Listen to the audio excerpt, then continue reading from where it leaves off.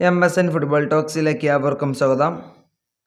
MLS-ൽ ഇന്ന് നടന്ന മത്സരത്തിൽ ഇന്റർ മിയാമി ന്യൂ ഇംഗ്ലണ്ടിനെ നേരിട്ടിരുന്നു. ഇന്നത്തെ ഈ മത്സരം സമനിലയോട് കൂടിയാണ് പിരിഞ്ഞിരിക്കുന്നത്. ഇന്നത്തെ ഈ മത്സരം മയാമിയുടെ പുതിയ സ്റ്റേഡിയത്തിൽ വെച്ചിട്ടായിരുന്നു നടന്നിട്ടുണ്ടായിരുന്നത്.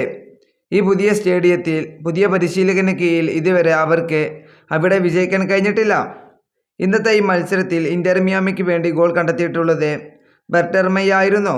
അതും 76-ാമത്തെ മിനിറ്റിലായിരുന്നു താരം ഇന്ന് മയാമിക്ക് വേണ്ടി ഗോൾ കണ്ടെത്തിയിട്ടുള്ളത്. അതുപോലെ തന്നെ മറുവശത്തെ ന്യൂ ഇംഗ്ലണ്ടിന് വേണ്ടി ഗോൾ കണ്ടെത്തിയിട്ടുള്ളത് കാർലസ് ഗില്ലെ ആയിരുന്നു. ഇന്ന് താരം ന്യൂ ഇംഗ്ലണ്ടിന് വേണ്ടി 56-ാമത്തെ മിനിറ്റിലായിരുന്നു താരം ഗോൾ കണ്ടെത്തിയിട്ടുണ്ടായിരുന്നത്.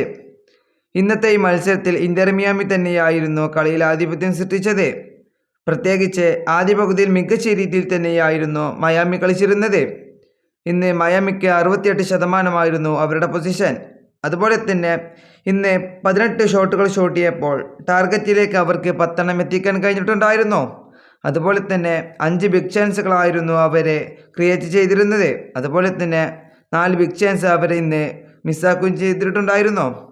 അതുപോലെ തന്നെ കളിയുടെ അവസാന മിനിറ്റിൽ ടാഡിയോ അലണ്ടയ്ക്ക് മികച്ച ഒരു അവസരമായിരുന്നു ലഭിച്ചിരുന്നത്. പക്ഷേ അത് ഗോളിലേക്ക് എത്തിക്കാൻ ഇന്ന് താരത്തിന് കഴിഞ്ഞില്ല. ഇത് ഇന്റർ മിയാമി ആരാധകരെ സംബന്ധിച്ചിടത്തോളം വളരെ നിരാശപ്പെടുത്തുന്ന ഒരു കാര്യം തന്നെയാണ്. ഫുട്ബോൾ വാർത്തകൾ അറിയാൻ വേണ്ടി നിങ്ങൾ ഈ ചാനൽ തീർച്ചയായും ഫോളോ ചെയ്യുക.